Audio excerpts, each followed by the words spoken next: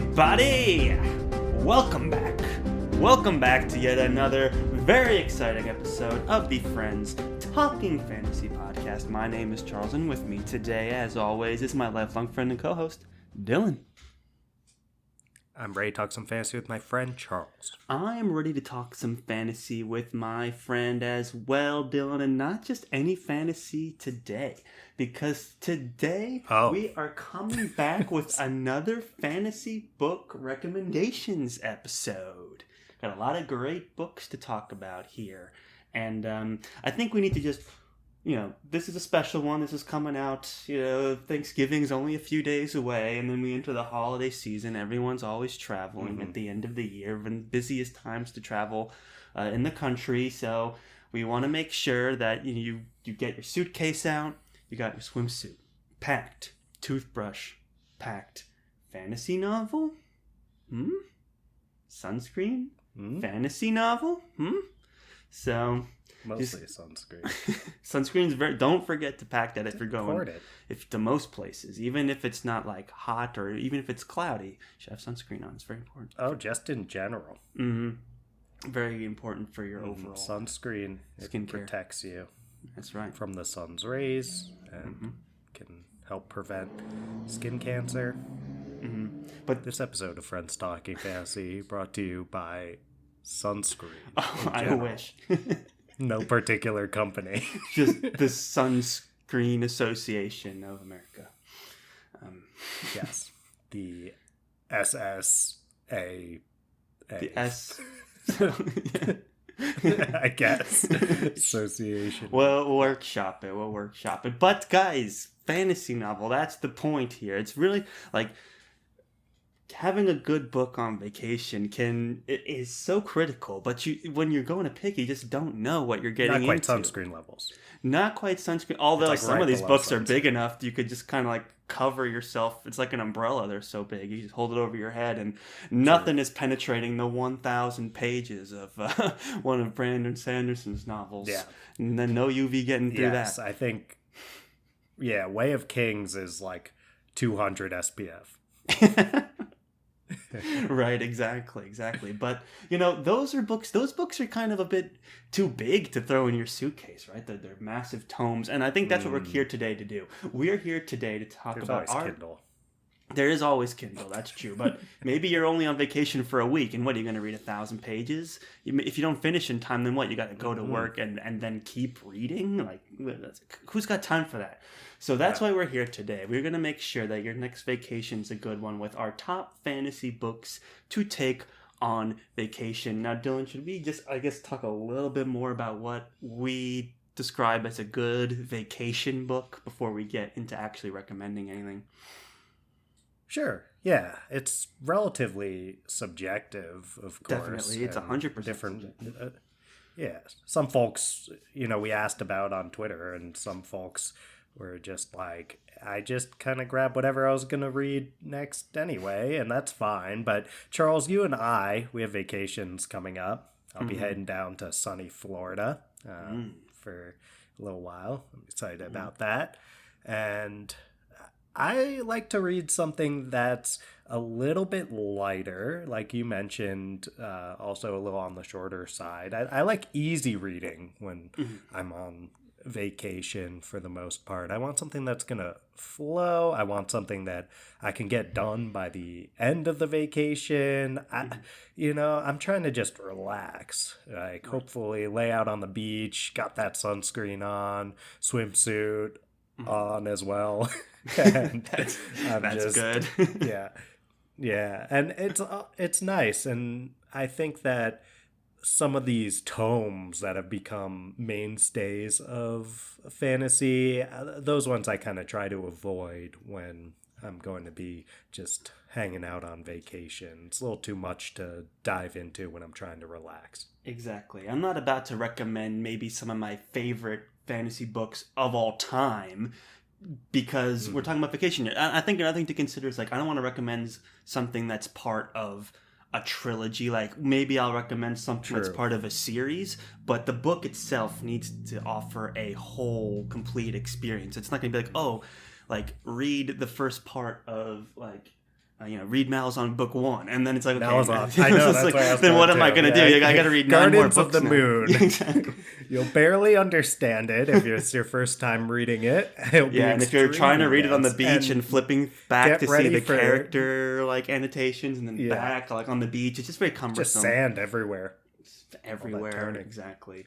And exactly. So very thoughtful about that. So to me, it's like complete experience in one book. It can still be part of a series, but it still has to offer that complete experience. Like you said, Dylan, easy reading or easier reading, and just overall a fun read. Like we like to call certain books capital L literature, and these might be a little more on the entertainment side than the literature side, although some have both. So let's like. I've got one that probably fits into capital L. But... I think you do. Yeah. I think you do. Mine a little bit, not as much, a lot less than yours, but that's what we're getting into today. So these aren't necessarily the best fantasy books of all time, but these are very vacation-friendly books. So if you're like us and you're planning your last vacation of the year and you're getting all excited, make sure you pack one of these along with you. You won't regret it. Now, Dylan, would you like to do the honors of dropping our first top fantasy book to take on vacation? Yeah, and I'm going to go old school here, Charles, with one of both of our favorites, and that's A Wizard of Earthsea by Ursula K. Le Guin. And how can you go wrong with Le Guin in general? And you certainly can't go wrong with A Wizard of Earthsea. I mean, it's an extremely reasonable length. I mean, if you got a long day at the beach, you might be able to crank through this thing in that one day. It's so portable. It's very portable. It's also Grandma Marsh approved. My grandma is a fan, and it's got a ton of depth. She wrote an awesome poem about it, by the way. Oh yes, she did. My grandma is a published poet, so it's Ursula K. Le Guin would have been very proud, I think, of the work that Grandma Marsh put in. But anyway, it's got a lot of depth to it and some brilliant, insightful quotes. But it's actually still, I think, a very easy read, despite the how poignant it is and how wise a lot of what Ursula K. Le Guin wrote in it. It's got this kind of campfire storytelling feel to it, which is kind of nice. It's like late night, we're all sitting around the campfire on our vacation, and let's just hear Ursula tell us a tale. And I mean, this book inspired so much of modern fantasy, you can see. So it's got wizarding in it for sure. It's got a young, chosen one feely protagonist who is perhaps a little rash, perhaps a little arrogant. And it's got a lot of those elements that you're used to. But it's a wholly unique story. It is also, I think, relaxing in the sense that it's not one of these intense action-packed novels. We always talk about this with The Wizard of Earthsea, that Ursula K. Le Guin intentionally went out to write a story, a fantasy story that's not going to be having big battles or anything like that. It's a very personal story about our protagonist, and all around, I think it fits this. It completely works as a standalone, though it is part of a series, but it fits our criteria really well, right? It does stand alone, like I was saying. It's relatively short as fantasy novels go. It's pretty easy reading. I mean, originally it was designed to be kind of young adult before young adult really existed back then. It was actually one of the big, I think, influences in young adult even becoming a genre.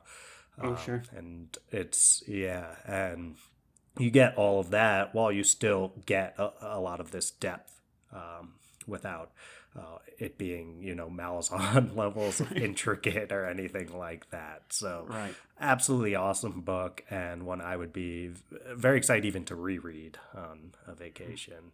For sure. And I think this is a great pick. This was on my short list too for a lot of reasons. Beyond just the portability that I mentioned. I mean, this could go in your beach bag. It could go, it could fit in a purse. It's small. And if you're on a 4-day vacation, a shorter vacation, maybe you're on a longer vacation but only have a few reading opportunities, this is a great one to get that full, complete reading experience because of the length. And it has a lot to offer. Like you said, it taps into that very storybook kind of storytelling, which is as soothing as is engaging. And there's dragons and there's magic and there's traveling. Right. It's remember we learned the word Bildungsroman, which is basically like a young adult novel. Remember that? Did you get that right? I don't know if I pronounced. I remember it right. Bildungsroman. Bildungsroman.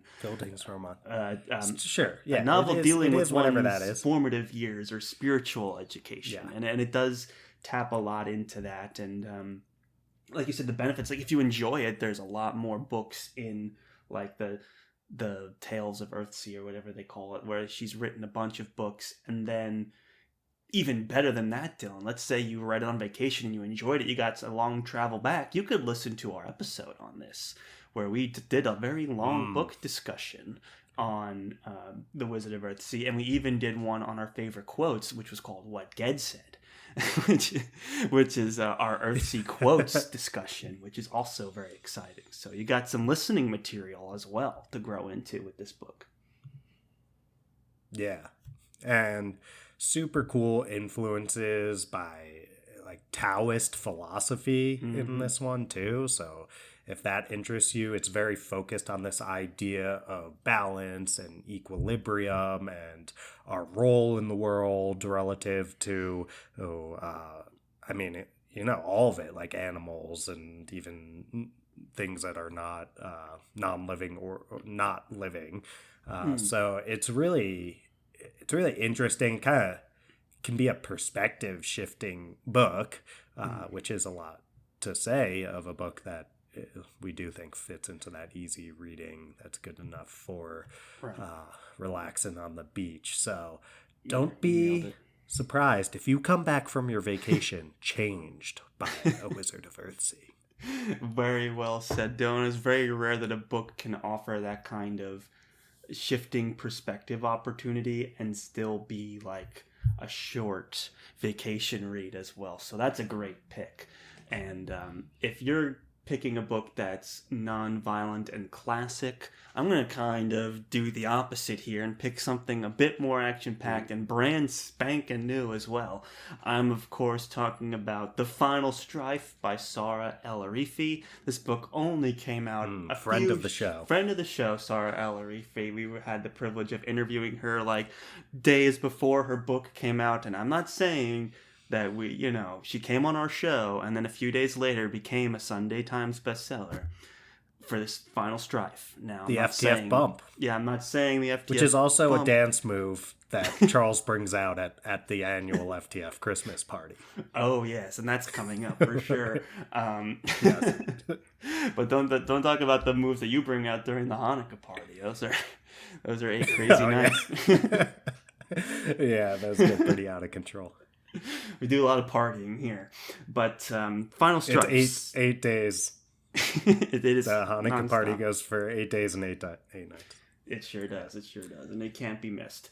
But the Final Strife is also something that can't be missed. It came out just a few months ago, I feel like. It hasn't been that long, and quickly rose to the top of the Sunday Times bestseller, and that's for a lot of reasons. And I bring it up. It's one of the longer ones in terms of page count and book size that we're going to talk about today. Oh, yeah. But here's the situation. I read this book when I was on vacation. My youngest brother was graduating college in California, and I live on the East Coast, so flew over there, took a week off from work, enjoyed the beaches of California, enjoyed some family time. And while I was there, I was like, here's the perfect opportunity to read my advanced reader's copy of Sara El-Arifi's The Final Strife. And I was hooked on it. Any moment we weren't out doing family activities, when we were back and relaxing, I was in this book, and I was totally gripped by it, and I was there for a week, and I finished it well within the week, and I actually started another book, which makes my honorable mentions. I didn't get to finish it, but I finished it and I loved it. And then I think that is why I have to recommend it as a vacation read, because that was my last vacation and I read it and I really enjoyed it. And it's got a lot of action. It's set in this world that, there's a class system and there's a magic system, caste system. Yeah, there's a caste system. Caste. Yeah, yes. I would say over. Mm-hmm. And there's like magic, and there's this whole tournament that goes on throughout the book, and each day there's a different tournament competition, so there's tons of action. There's romance in this book as well. That's really fascinating, and twists and turns and non-stop energy. So for those reasons alone, I would have to recommend it. Definitely strong female characters as well, for sure. It's inspired by a mythology of Africa and Arabia, so a very different setting, and it's going to take you to a totally different world from those medieval fantasy books that we love, but sometimes we can get overloaded. Take a vacation from your swords and sorcery medieval Europe while you're on vacation with the Final Strife. Yes. That Absolutely. Is definitely a good option there. And it's part of the reason why I fully endorse this recommendation for vacation is, like you're saying, despite its length, not only is it gripping, so we both read this on e-readers. Like the ARCs that we got were just digital copies and they weren't even like the Kindle page count one. It was like the PDF, like you weren't quite sure how long it was. They weren't numbered or anything. Exactly. Right. So we're just kind of moving through this, and we didn't have any reference point. I mean, we could have probably looked it up, but we didn't. And then when I finished it, I looked it up, and it's almost 600 pages. Mm-hmm. And I remember being like, oh, I thought this was like 400. It's like we both had the same guess. Yeah, and I contacted Charles. I was like, dude, like, how long do you think this book was? And he had the same exact reaction. So that's how fast paced this book is and how much it grips you. And I think this is a fantastic recommendation, Charles. Thank you. And for me, it's like, look, Sara El-Arifi, this was her big debut. This is just the cutting edge of modern fantasy, guys. It's just exciting to be reading some of the latest stuff and watching her succeed. And like, she's super talented, super friendly. Her main character is like really hot-headed, and she's addicted to drugs, but she's also falling in love, and she's also she's finding reasons to fight, and she's kind of finding her like cultural identity and her like social identity too, which is really fascinating to watch unfold.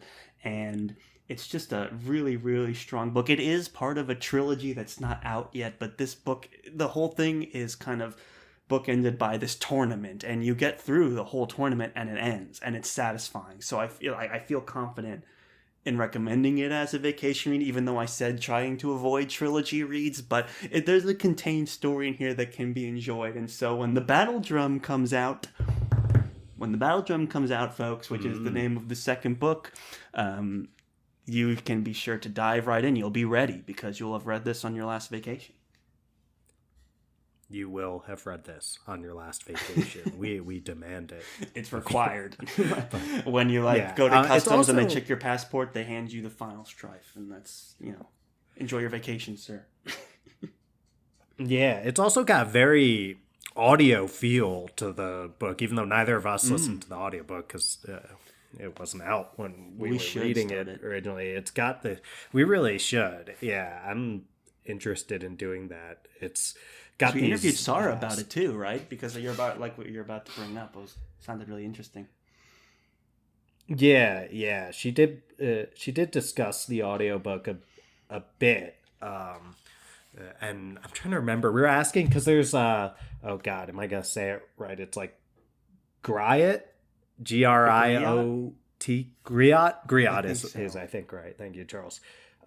they're these griots, and they're like oral storytellers, and there's this whole, like, just the way it's written has this rhythm to it. When it's like the first chapter starts with one of those stories, and it's like bang dara bang, like it says that in the text, kind of like hyphenated and in italics, and you can just like hear this story even when you're reading it physically rather than listening to the audio. Spoken word performed with a percussion instrument, right? So he's like banging on the on these drums like instruments and right, orating this story, and that's the beginning of the book. Yeah.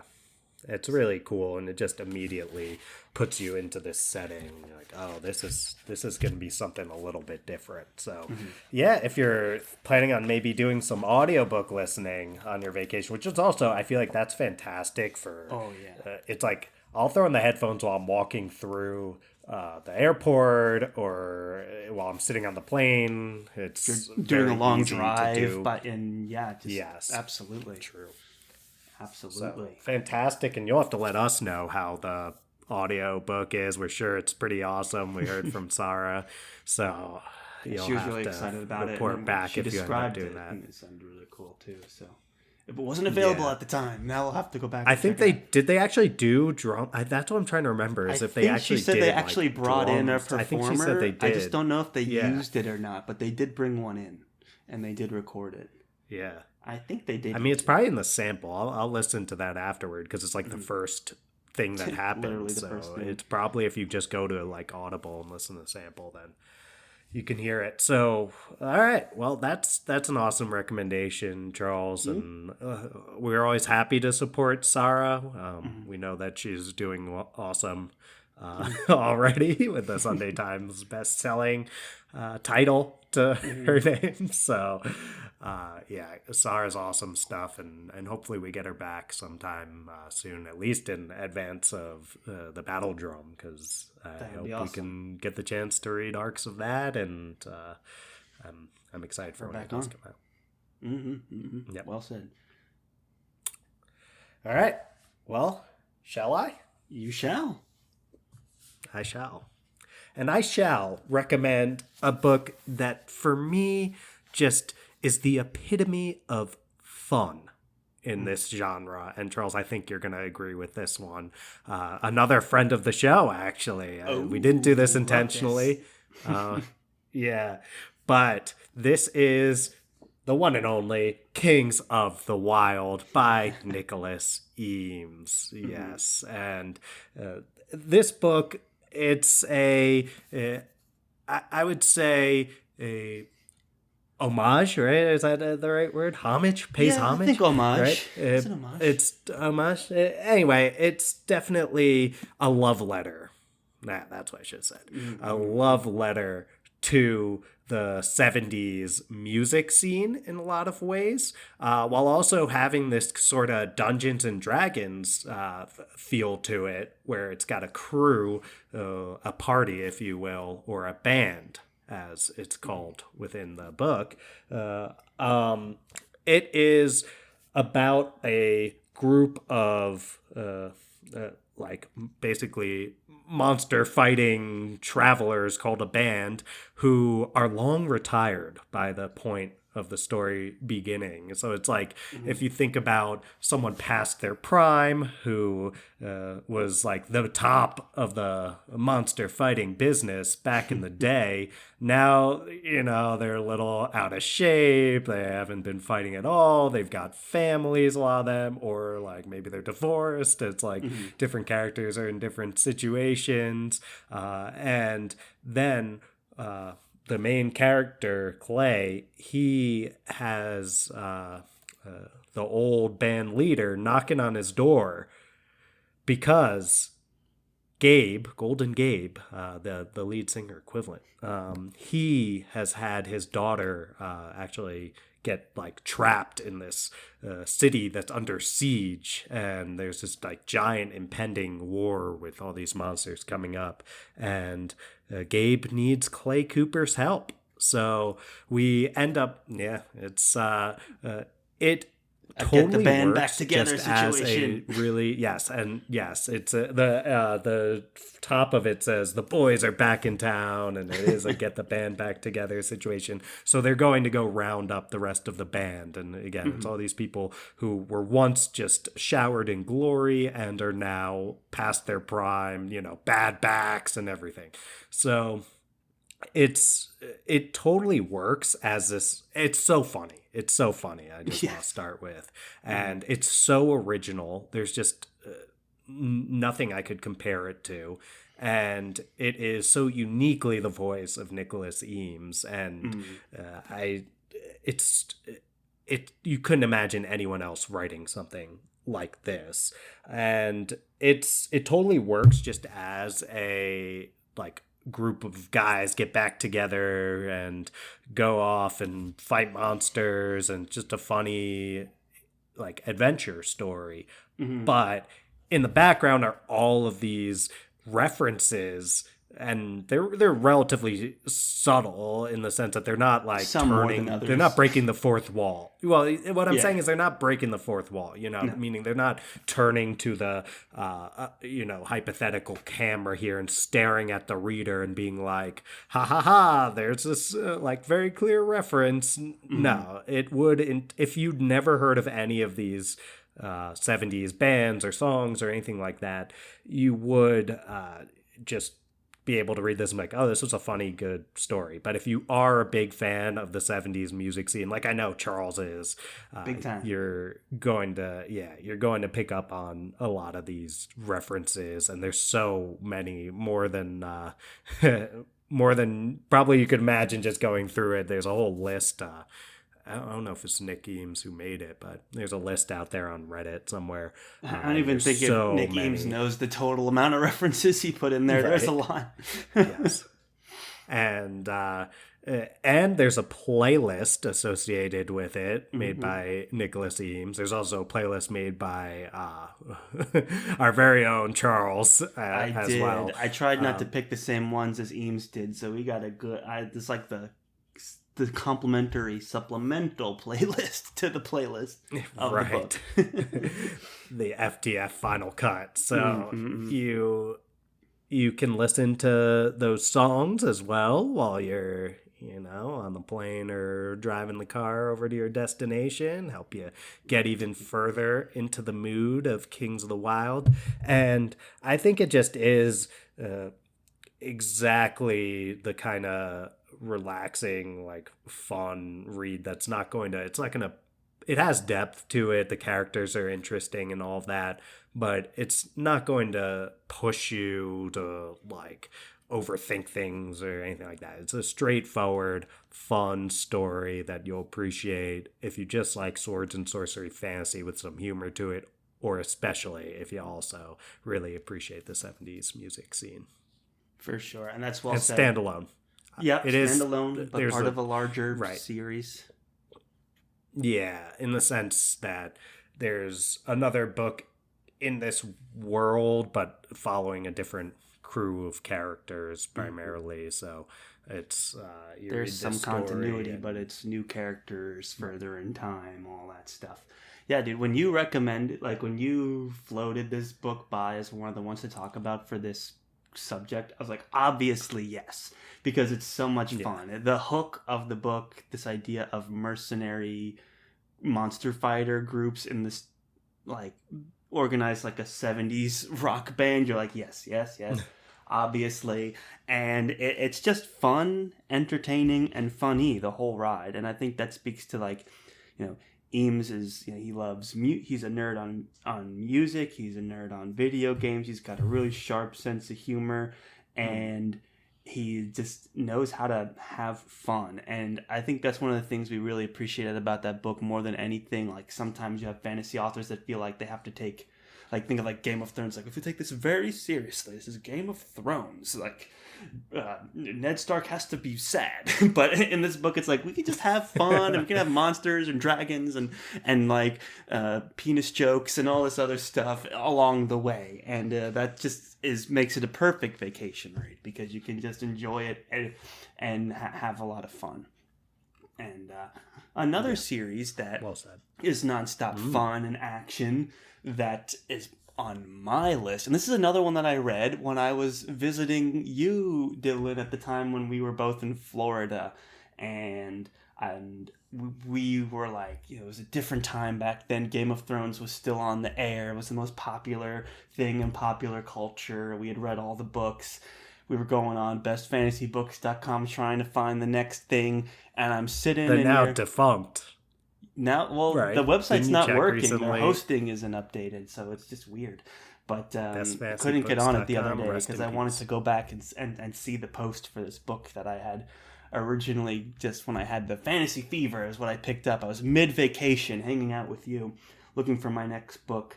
And just looking some way to escape. Anything to get out of the monotony. From having to spend so much time with guest, me. Yeah. In Florida. Exactly. Anything to, what do they call it?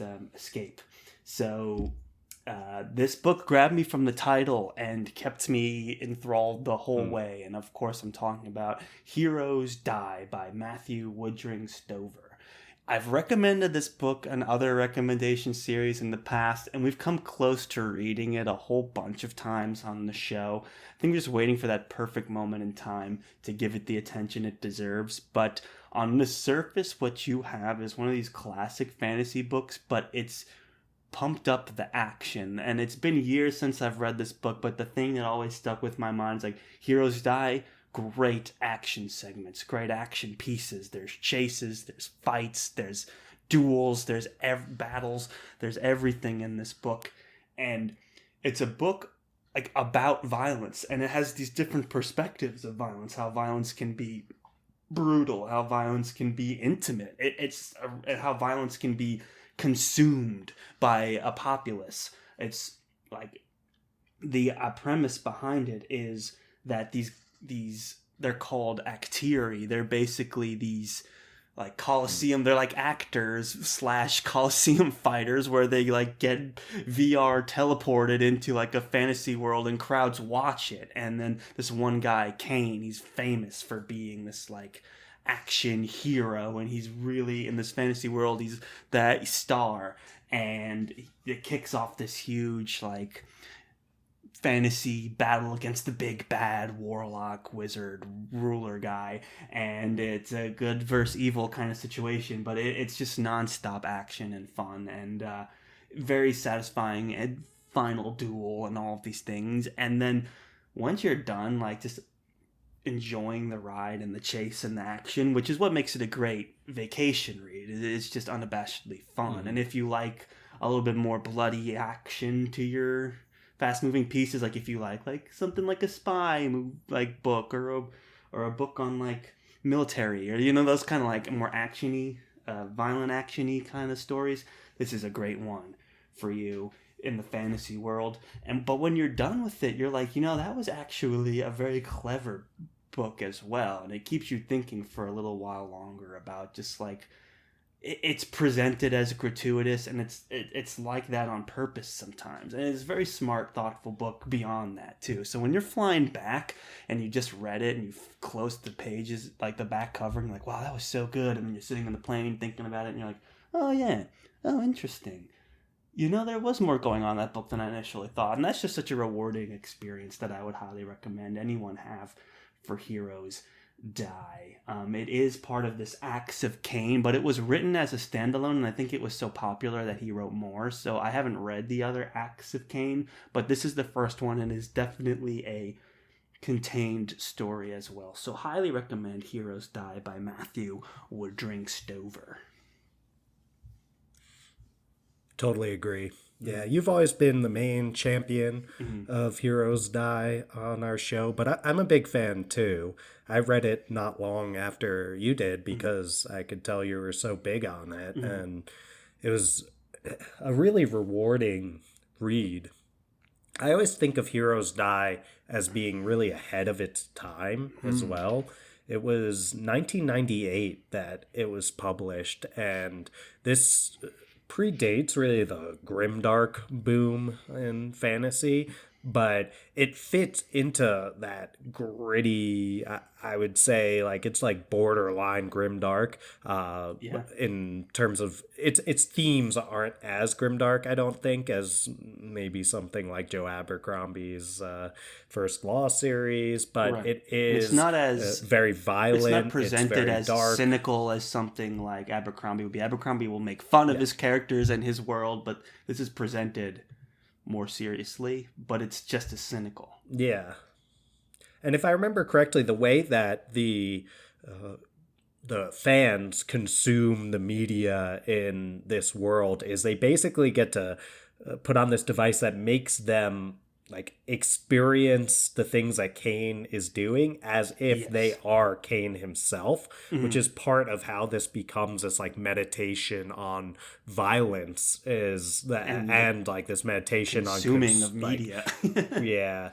And like weirdly before its time, like parasocial relationships, that's self-insert characters, like feelings like we and these feelings like we know the people that we're interacting with, like we feel like we are Kane, we feel like we literally know the people, like the other actors and stuff that Kane is interacting with and the characters in this fantasy world. And it's really also ahead of its time in terms of being this like science fiction fantasy hybrid, which has become a lot more popular these days, I believe. And I always think of Mark Lawrence, another friend of the show, when it comes to the science fiction fantasy fusion that goes on. And I really love this idea that Kane is from this scientifically advanced world that has all the technology that we're describing and gets transported into this fantasy world, and the fantasy world he gets transported in is very high fantasy. So it's like this clash of this really gritty dark character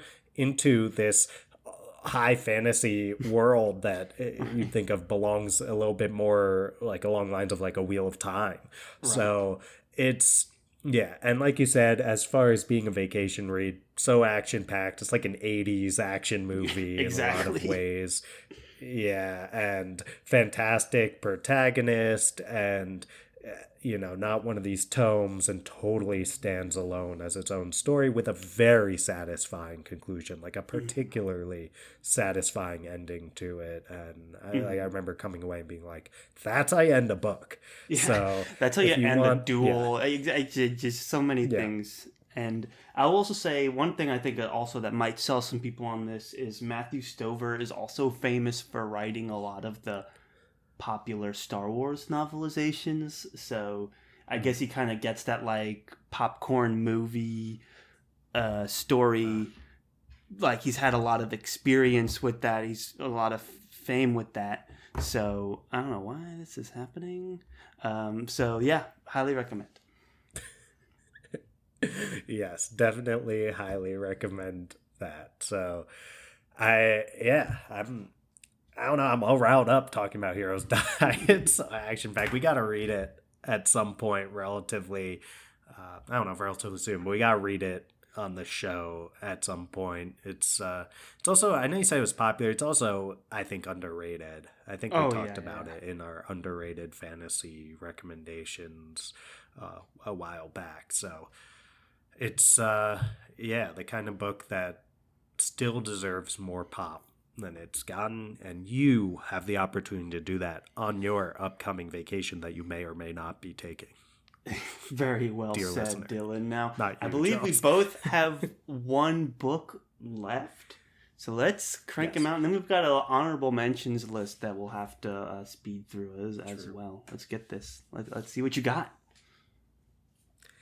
I've got a book that I just read recently, and this book is called Sea of Tranquility by Emily St. John Mandel. So you might know of Emily St. John Mandel from her really popular book called Station 11, which was made into a series on HBO. So this is legit, and this is the one that it's capital L legit, but it's also capital L literature, I would say. I think it does fit into that category. But that being said, it is an accessible, I think it's like more sci-fi actually than, or like maybe you would say speculative fiction, than it is fantasy per se. But it's a 255 page book. Emily St. John Mandel has like some of the, I feel like, easiest prose to read, and it's got this sort of clever winking at the reader feel to it a lot of times, and even sometimes it's like it's just very witty, I think. And it's an interesting story. It's also got a kind of vibe to it. I think especially the early pages have this sort of, at times, like seaside feel to it. It is called Sea of Tranquility, and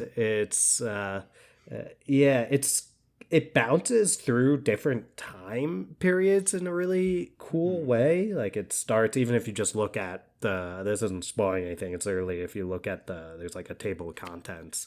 It starts in 1912, and it's following this guy heading to the new world. It's a really, actually, I really love the first line. Is really cool. It's Edwin St. John St. Andrew, 18 years old, hauling the weight of his double sainted name across the Atlantic by steamship, eyes narrowed against the wind on the upper deck. It's like, it goes on, but I just love that double sainted name bit. Like that's kind of gives you a taste of how she writes, right? St. John St. Andrew's double sainted name. So it's got really like interesting elements to it that are sort of meta. They're one of the characters. It bounces around to these different characters in these different time periods. One of the characters is actually an author who is on a book tour who wrote a book about a pandemic, and you get which is what Station 11, the hugely popular book I was talking about before, is about. And it's just the reflections of a person who wrote a pandemic novel on what it's like going around touring. It's very interesting alongside.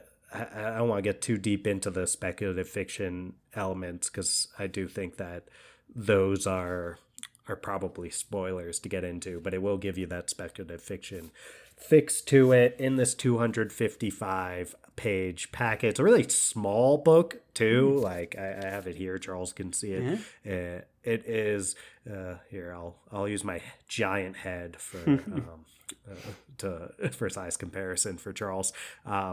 It's very portable. It's like this little hardcover, and I actually, when I was carrying it around, I was like, this is nice. This is a nice compared to like these for the giant reader on the go. Like it's very portable. So bringing in the physical description of the book into this discussion, and I don't know, it just gave me this like these, especially the beginning, these like vacation vibes to it, and I hope some folks check it out. It actually, it was nominated for. I don't know if you're plugged in on this, Charles, because you're not like a big Goodreads person, but really. Yeah, there's this. Yeah, there is this whole thing like Goodreads Choice Awards, which are a pretty big thing. I know it's something that a lot of people are pretty critical on. It's like, it's happening right now, and you see all these people tweeting about it, and most of the tweets are like I don't like that, like this book wasn't picked, or I haven't read any of them, and people getting upset.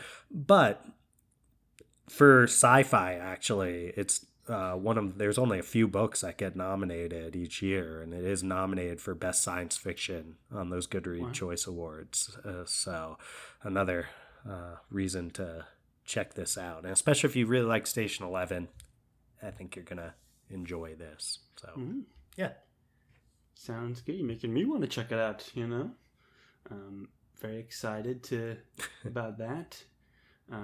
My last one, I was coming from this of like how do I recommend a Brandon Sanderson book? Because there's a lot that is vacation friendly about him, and then there's a lot that surprisingly isn't.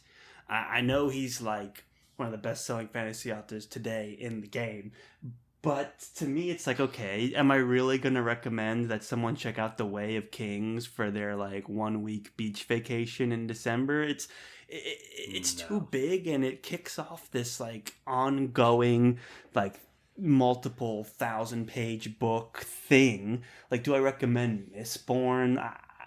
You could read the first book and be entertained by it, but it is part of a trilogy, and I'm hesitant to like, when people are curious about dipping their toes into fantasy, I don't want to scare them away with a trilogy or anything massive. You know, I want them to like feel like they can try it, low risk, enjoy it, have a good time. So it's like, what is the Brandon Sanderson equivalent for me in this case? And I went with Warbreaker. And I went with Warbreaker for a few reasons. One, I read it. When I did read it, I remember having a hard time putting it down. That was one I read very quickly for like hours at a time, because Sanderson has this ability to like cater to the reading experience. He knows how to keep you sitting there flipping the pages, and he knows how to surprise you and entertain you, and when to pick up the action, when to pick up the intrigue, how to weave an intrigue mystery into his story really well. And that's such a hard thing to do, especially when you're as scrutinous of a reader as myself. But Warbreaker had that about it. It had some very like it had some really fun characters in it. It had like a god that hates being a god, you know, with the god complex and all this stuff, and it has a whole diverse cast here and it kicks off this like mystery. It's almost like this whodunit kind of thing, and it's to dip into the Cosmere without it's not really, but it is. It doesn't. You don't have to read any of his other works to be able to jump in and read it. And it's free on his website too. This was almost like a writing project for him. He released a lot of stuff, like a lot of drafts. He really kind of opened the curtains a little bit, gave you a peek behind the curtains a little bit into the writing process. This was kind of his like virtual experiment of a novel, and then it was eventually published by Tor and everything, so you could get a copy if you wanted to. But it is available for free online as well, which is another reason why I wanted to kind of push this one up compared to some of his other standalones. He's written some great shorter stories too, but this one I like because you can really sink your teeth into it without committing to the sprawling epic fantasy that some of his other works have. So if you've heard about this Sanderson guy and you've never given him a chance, and then you go to Barnes and Noble and you see the book and you're like, are you flipping kidding me? I'll throw my back out trying to pack that in my suitcase. There's no way I'm going to read that. Check out Warbreaker, because it gives you the Sanderson experience with that Sanderlanche that everyone talks about, which is where things get really spicy and intriguing towards the end of his books, and it all kind of comes together in this very exciting moment. It's got that as well, and it's worth checking out. A lot of what makes Sanderson, a lot of his writing style is executed very well in this condensed package, and I think that makes it perfect for any vacation. True, and vacations are expensive, dear listener. Yeah. So the idea that you get to get this free book, you don't have to add to those expenses. That's pretty nice. I always forget that Warbreaker is free. Yeah, and I mean, libraries exist that's too. That's a huge factor. Never heard of them, but yeah, Warbreaker. It's a lot of fun, and it's really colorful. I guess it's the magic system. I see what you did there. Focuses, and I think that it does, in contrast to the, like, you think of Mistborn. I love Mistborn, but it's just like ash fell from the sky in this like bland colored brown world there's this one picture of a flower, and whoa, can you imagine those things existed? And I don't know if that's a world you want to transport yourself to on vacation. Meanwhile, Warbreaker has a lot of fun stuff going on in it, and just the aesthetic of it. If you're someone with a very vivid imagination and you picture books really well, this will be a fun one to watch a movie play out in your head. And yes. Yeah, all the elements, like you were saying, that make Sanderson. There's fun twists. There's one twist that I remember really got me, and I like to think I'm a pretty, I'm pretty keen as a reader to like, oh, this is gonna. Right. I think of all the books I've recommended, this one has some of the best twists, turns, and reveals, which I find myself craving that in the book sometimes, especially on vacation. Like, give me a good twist, a good turn, a good shock. Yeah. And I think this delivers on that more than some of the others that we've discussed today, for sure. Yeah, definitely. I mean, when you're just reading as much fantasy as us, it's always fun when one can catch you off guard. And Sanderson's one of the best in the business at doing that. So always, yeah. And the other thing that maybe is a good idea to recommend for vacation, you don't want to lug a book all the way to this new spot and then end up not liking it. And I feel like Sanderson is one of the most accessible authors, and one of the most guarantees that I'm like, I don't know if you'll love this, depending on what your reading habits are and what you most like. And some people will definitely love it, I want to say. But I feel very confident recommending to almost anyone that they will at least like it. And I think the extent to which that feels like a sure thing when recommending a Sanderson novel, that, okay, you're going to take this on vacation, this is your book that you're invested in, you're actually very likely to enjoy this. So I think that partially makes it a great recommendation as well. Right. And just like the idea of trying to find that right Sanderson book for your limited window of time to enjoy reading. It's like, this is the full experience. I almost thought of Emperor's Soul, which is a really great story by Brandon Sanderson, but it's almost too short. It's a short story. It's a novella. It's a novella. If you had only if your vacation was a little shorter, like 4 days, it's a really great one to read. And then if you do read that, you have the benefit of checking out our Emperor's Soul book discussion with Phantology that you wouldn't want to miss. It's like a great companion piece to Emperor's Soul. Way back. Maybe one day we'll do Warbreaker. That was the first time anyone from Phantology podcast was on our show. Yeah, I think that was our first collab, maybe one of the first. So really enjoyed that story, and Warbreaker's way up there too. It's a little bit big, more proper novel size book to take with you on vacation, something to really get lost in while you're out there on the sands or wherever you may end up on your vacation. So those are our 6 top fantasy books to take on a vacation. Those are our big recommendations. But in the discussion, Dylan, we tossed around a lot of other ideas, and we'd be remiss if we did not at least list some of them. I think if we go down the list, maybe 1 quip or 2 quips about each book, just as an honorable mention, in case someone hears something that they might be like, ooh, that might cater more to my taste specifically. So, listener, we're going to list a couple traits about certain books, and if you think it's for you, then we highly recommend these as well. So, shall we go down the list here? I've got the list open. The first being Lies of Locke Lamora by Scott Lynch. We both recently read this one. What else is there to say? Yeah, I mean, it's got a really cool setting to it. It's more of this. Is it based on So it's like Venice, I feel like. Yeah, that's what I'm thinking. Like Mediterranean vibes.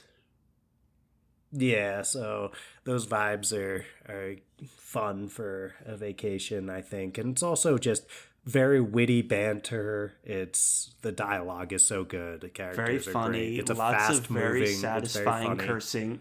If you like cursing, yes. Scott Lynch knows how to curse Like it's like an art. It's beautiful.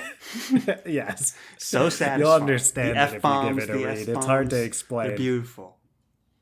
So yeah. So they're always adorned with some interesting adjectives as well. Like it's never just a straightforward curse, but extremely witty. It's fun. It's fast paced. It's got this thieving crew, and if you like sort of Ocean's 11 type stuff, you'll probably appreciate it. It's got found family vibes as well, and one of those celebrated fantasy duos as well. If you like a good fantasy duo, so yeah. And one of my favorite characters. And it's one of those, like, when you look at the top fantasy books of all time, it's on that list a lot, especially in modern fantasy, and well-deserved, too. So if that sounds like it's for you, check it out. And a complete story. A complete story. Even though there's an ongoing series, you could read that and be done. Which may never... well, I won't say that, but it's been ongoing for a long series time. That has not had a book released in a while. We're used to those in fantasy, but that being said, like if you just read the Liza Laclamora, it's Song of Ice and Fire, it's that kind of situation, right? But Liza Laclamora is just on its own one of my favorite books. Period. It's a great book. So let's do these other ones faster. This one will be fast. Well, I don't know what's on the list, but let's just jump into Among Thieves because it's a good thing to branch off. That's Among Thieves by MJ Kuhn, also friend of the show. She's delightful, and she wrote a delightful book. It is partially inspired by the Lies of Laclamora. MJ wrote a book that's very fun dialogue as well. The characters have interesting quirks and idiosyncrasies about them, and kind of her twist on it. The Lies of Laclamora is more like this found family where even though they're willing to rob other people, they all really love each other and all that kind of stuff, which is cool, right? Yeah. But Among Thieves, the twist that it takes on that is every person in the thieving crew, which is kind of a motley crew that's put together more by happenstance and convenience than by like everyone loving each other, is every single member of the crew is planning their own betrayal of the other members. And you get all these different point of view characters, and you get to see kind of what each of them is thinking behind the scenes. Meanwhile, there's a lot you don't know and a lot of twists and turns as well. So great characters, funny book, good dialogue, and that same kind of thieving crew feel with a heist and all of that. So awesome. And very short, I would say. Like as fancy books go, it's like 300 some odd pages. So quicker than Liza Laclamora too. Sequel's coming out, but it tells a full story. Well said, Dylan. The next one on my list is one I started to read because, remember, I cranked through Final Strife. It was my perfect vacation book. And then I immediately dove into House on the Cerulean Sea. And House on the Cerulean Sea was an interesting one because I didn't get to finish it. It was funny because I convinced my mom to buy it for herself because I just thought she would enjoy it. And I was like, well, maybe... Charles's mom, friend of the show. Friend of the show. And also features on an episode book recommendations from Charles's mom. Exactly. Authors T.J. Klune, Friends Talking Fantasy. Yes. Yeah. If you love Friends Talking Fantasy but you hate me as an individual, you'll love that episode. Yes, that was a very fun episode. But I thought she would like it, so when it was time to pack up my bags and head home, I was like, it was bought for you, you should take it, I'll get to it another time, I'll get my own copy. So I didn't get to finish it. And it was also, she bought one of the copies that I hate that have like the New York Times bestseller yellow thing sticking out of it. I flipping hate those. Yeah. So I was like, take it, I'll get my own copy. But I read a good third of it. It's a shorter book. It's a very fast read. It's a total change of pace from any of the books we've discussed so far. And this would be something if you're like, I don't really want swords and sorcery so much. Give me more like the modern day whimsy magic. And that's what House on the Cerulean Sea is. It starts with like admin guy in his cubicle. He's kind of a pathetic kind of guy, and everyone takes advantage of him, and he gets thrown into this fantasy scenario. And there's a joke every other sentence. It's very lighthearted. Kind of like a vacation. Kind of like a vacation. He's working hard. He's in his cubicle, yes. And then he gets some time off. Well, he doesn't get time off, but he gets an interesting assignment. Oh, he has to keep working? He gets an interesting assignment where he has to work with, like, kids that have magical powers, but because they have magical powers, they're kind of, like, troubled and dangerous, and so there's a house that they're kind of like contained in, but he's really good at working with them and anyway, he gets thrown into this whole magical world, and it's just very, very funny, and I was enjoying it. What I like about it for a vacation rec, it was very lighthearted, and it takes place in a different setting. I just couldn't put it on my list because I haven't finished it. I don't know where it's gonna go, but what I was reading, I was enjoying very, very much. Did Rosemary finish the book? I haven't talked to her about it. She hasn't brought it up. I doubt so. But if I followed up with her, she would crank it out in like a day. She's a fast reader. So I should talk to her about it. Yeah. And maybe borrow her copy. Another book that I did read on vacation that I really enjoyed, this was years ago, was Under Heaven by Guy Gavriel Kay. We had brought this up when we did like best standalones. And I think Guy Gavriel Kay is someone you shouldn't sleep on if you're considering packing a fantasy book for a vacation, especially if you're really like, I'm going on this vacation to enjoy a book and like get lost in a book. I think Guy Gavriel Kay is good. His books are a little bit longer and meatier than I felt comfortable putting it on my top list, but it is still a very fascinating book, and he's the master of setting, right? In one of his famous works, Tigana, is another Mediterranean-inspired book, and then this one is inspired from Asian culture. And you can just tell Guy Gavriel Kay is a big researcher and a big history buff. And he manages to pull that into his characters, his magic systems, his worlds. He creates a totally unique setting, but it captures such interesting parts of certain cultures that he weaves them together magically. And Under Heaven was one of those where it's an Asian setting. This guy's gifted this impossible gift of like an army's worth of very valuable war horses. And it's one of those gifts that you can't refuse because it would insult the emperor. And if you accept it, you immediately become a target of all these other noble people. And so he's like, what do I do with this? And he's just thrown into this political scheming of the empire. And this was someone who was not involved in politics at all, who's all of a sudden the center of politics and all the interesting stuff that happens around that. So it's a great standalone, really great Asian inspired culture. Just a little bit long, so you have to be really ready to crank it out on your vacation. And I would say the same thing for Tigana as well, but the Mediterranean version, where it's like really great, but just kind of long, so you have to be open to that. But Guy Gavriel Kay, don't sleep on him. Yeah, don't. I've only read Tigana by Guy Gavriel Kay. What made you decide Under Heaven was like the go-to for this vacation? Because I read it when I was on vacation and I really enjoyed it, so I'm like, well, perfect, there you go. I read Tigana at home just in between working hours, so I was like, it would still be good, but I feel like I should recommend the one that when I was on vacation I read it and I liked it. Like, that's the proof of concept. Exactly. Yeah. So it's a great story and too. All I'll add is, totally with you, Charles, on Kay being the master of the setting. I mean, no one grounds you in a world in the way that he does. So you'll be transported for sure. And you history buffs out there too will enjoy it as well. Another one I recommend, like, let's say you don't have much time. Let's say you want to get into comic books, or graphic novels, if you will. Saga Volume 1 is something I will recommend for any situation. It's just so good. Read it on vacation, read it at home, read it. It's like a green eggs and ham situation, exactly. Just anywhere. Just read it. Brian K. Vaughan, Fiona Staples. They're graphic novel volumes, so they're short. You'll read it in 50 minutes.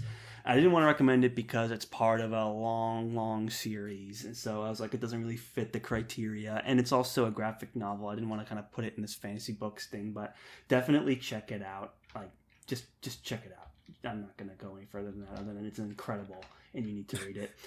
It's a space opera. The Hobbit was also on my list, which I also feel like I don't need to go into that much. It's just a short book. It's you recently had to read it out of peer pressure and shame, but it's a short book. 2 great motivators. Yeah, 2 great motivators.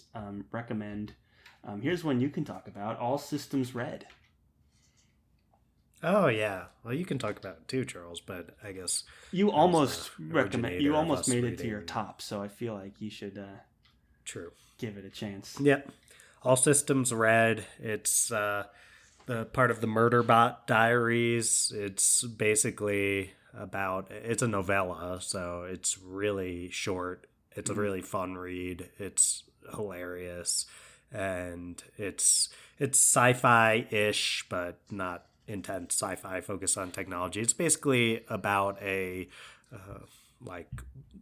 I guess it's more of a what's the right word for it? Like a cyborg or whatever, like a part human, part because it's got cyborg like organic is a human parts with as well, robot parts. I think is a cyborg, and whatever. And there's an android which is a robot that's meant to look like a human being. I think. A robot that's meant... Well, it's like part organic bits and part like robot parts. But either way, it's about robot-ish character. So it's a mobile... It's a robot with a human form is an android. And a cyborg has organic parts. Okay. I knew that. I was right. I don't know what Murderbot is exactly what it falls into. But point being...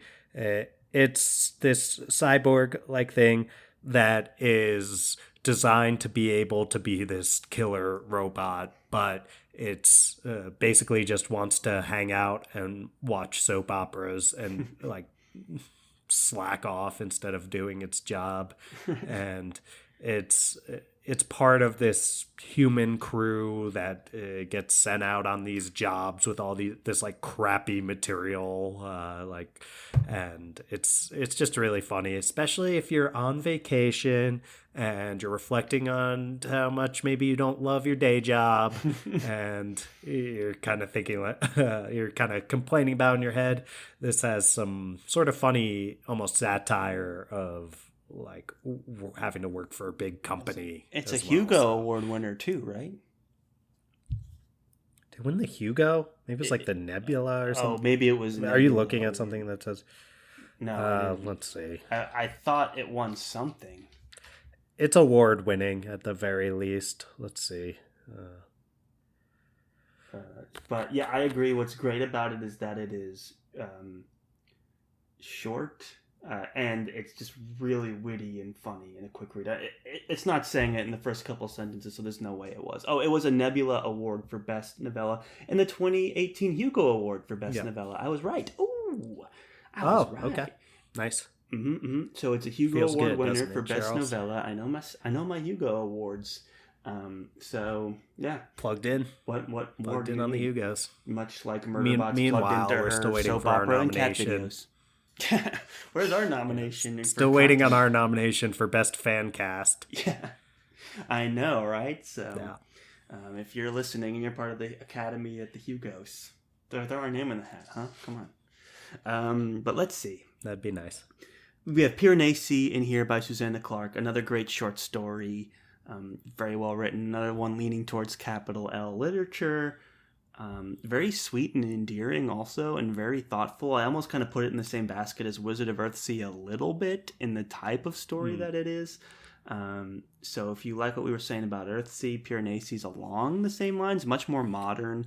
And it's let's just say it'll fit in your suitcase better than Jonathan Strange and Mr. Norrell, the Chihuahua killer, that also by Susanna Clarke, with massive. So if you're looking to get into Susanna Clarke, Piranesi is a great start. Paper Menagerie and other short stories. I only read the Paper Menagerie from this one, and it was brilliant. But Dylan, you might have to speak more to the collection. Yeah, Paper Menagerie and Other Stories is the collection of short stories of the brilliant Ken Liu, who wrote the first book to, it was like, it swept the, uh, like, it was like 3 awards, including the Hugo. Charles, I know you're super plugged in on all those awards, but it's this preposterously, you know, sentimental and poignant story, The Paper Menagerie, and it's like 20 pages long or something like that, but it's a tearjerker. It makes me cry every time. I've read it a couple times now, and it is in itself just an incredible short story to read on vacation. But I'm telling you to pick up The Paper Menagerie and Other Stories because you're not going to just take this 20-page short story on vacation and call it. It is nice to be able to just eat these little bite-sized pieces of story, you know, sit down, crank out this 15-page short story or whatever, and then chat it up with whoever you're on vacation with maybe. But it is a collection of absolutely brilliant short stories. Not just the Paper Menagerie is not the only incredible story in there. There's so many, and I love how Ken Liu, he does this really interesting thing of blending like sci-fi and fantasy elements. There's this whole foreword in the beginning where he's like, I don't really see the distinction. And it's cool for you speculative fiction fans. It does approach more of that capital L literature. They're thinkers. For sure, and they approach big themes, but they do it in a very accessible and short form way. So if Guy Gavriel Kay is a master of the standalone, I'm going to say Ken Liu's the master of the modern short story. In fantasy, well said. anyway. And it was the first work of fiction to win all 3 of science fiction's major awards, the Hugo, the Nebula, and the World Fantasy Award. So that is a huge... Yes. And brilliant idea, Dylan, to choose an anthology for... or a collection of short stories for a vacation wreck. Because, like, if you don't finish it, it's okay. You got to whatever story you got to, and you're not, it's not incomplete. So I thought that was brilliant as well. Very great recommendation there. The last one we have is One Word Kill, which I've never read. Oh, that's by a friend of the show, Mark Lawrence. Second time coming up, right? I can't remember what he came up with for earlier, but we were talking about Heroes Die and the sci-fi blend. Yeah. Right. Yeah, One Word Kill it definitely leans more sci-fi as well. It's basically about a character who is a teenager, I believe, at the start, and he actually receives a cancer diagnosis, which doesn't sound very fun, and there are parts of it that are kind of existential and are exploring some of those matters more in depth. But it also has very like Stranger Things style elements to it. It definitely has some of the suspense that you'd associate with it, but also he's kind of like this nerdy guy. He's really into math, and he has this whole group of friends that he plays Dungeons and Dragons with, and it is a bunch of like, they're like younger teens, I think, and you know, they get into all this trouble and this mischief, and it's actually really fun and funny. So, and it is definitely on the shorter side as Mark Lawrence's work. Actually, I don't know why I'm saying it like that. Mark Lawrence has, he actually pretty concise compared to some of these other tomes. That he has we get. pretty.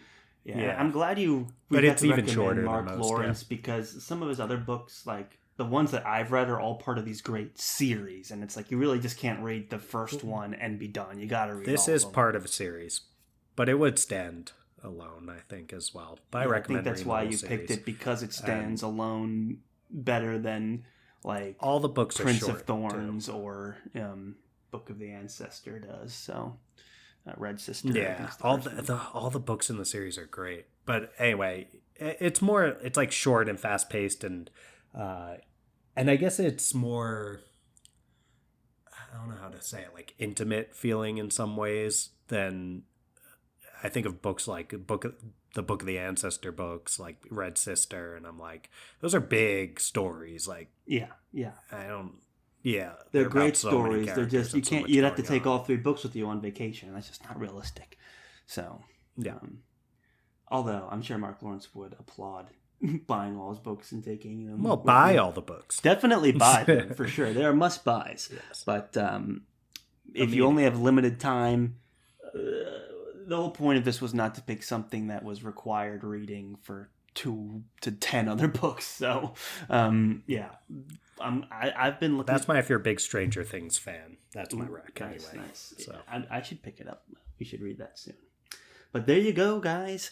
Our top fantasy book recommendations to take on vacation. I hope you have a great holiday season. Speaking of vacations, we're going to take next week off for Turkey Day. But we'll be back very soon. We got a lot of exciting stuff in the works. But we hope you pack one of these books with you for one of your upcoming vacations. We'd really love to hear more about it from you guys, because we think very highly of these books and we love to talk about them. Some of these we've talked about many, many times already. So thank you for listening. Yeah, and now I hope you're ready to listen to some sweet, sweet outro music. Let's get that sweet, sweet outro music pumping. Thank you, everyone, one and all, for listening to yet another very exciting episode of the Friends Talking Fantasy Podcast. If you like what you heard today, if you want to talk to us and support the show, what really helps is following us over on social media. That's on Instagram at the FTF Podcast and Twitter at the FTF Podcast with a number 1 at the end. Now, Dylan, if they like what they heard today and they want to support the show even more than following us on social media, what can they do? Toss 5 stars to our podcast, and that is now a possibility on Spotify, where the majority of you are listening, and we do see some of you coming in with those ratings. We love you, reviewers. We love you. Yes, we do. We do really appreciate it. It does. We're just this independent podcast put together by 2 friends who love chatting fantasy, and totally unmonetized. It's we bring it all to you free, demonetized. We bring it all to you for free. We do it for the love of the game. So if you're on Spotify, if you're on Apple Podcasts as well, there you can toss us a rating or a review. But just listening is more than enough. Thanks so much for doing that. Well said, Dylan. Thank you all so much. I feel like a 5-star review, that's better than someone like, giving you like a $5 bill for their Patreon subscription. It's like the $5, the 5-star review, the endorsement, that speaks more than anything else. That's why we're here, guys, to deliver good entertainment, and that's how we know that you enjoyed it. The star to dollar ratio is in favor of the stars. Oh. Stars are rising, dollars are going down. Yeah. Inflation, guys. Who needs money when you can get stars, they're strong. Stars are strong, and we're holding up fast. They fuel us through this. We love seeing those go up. Charles, who needs money when you can get Warbreaker for free? Warbreaker's free. Libraries exist. What do you need money for? Still never heard of this. You should check it out sometime. I think you'll like what you'll find there. But in the meantime, guys, beyond just following on social media and rating 5 stars, just listening, making it all the way to the end, that's more than enough. So thank you all so much for listening. We greatly appreciate it. And as always, go forth and conquer, friends. It's one of those times where the comma is important. Don't conquer your friends. No. Okay, just go forth and conquer, friends. Yes, it's go forth. You as friends, and go forth and conquer. My friends. Or don't conquer my friends. Yeah. It's go forth and conquer. No. I'm one of your friends. Don't conquer me. Yeah, exactly. That'd be bad.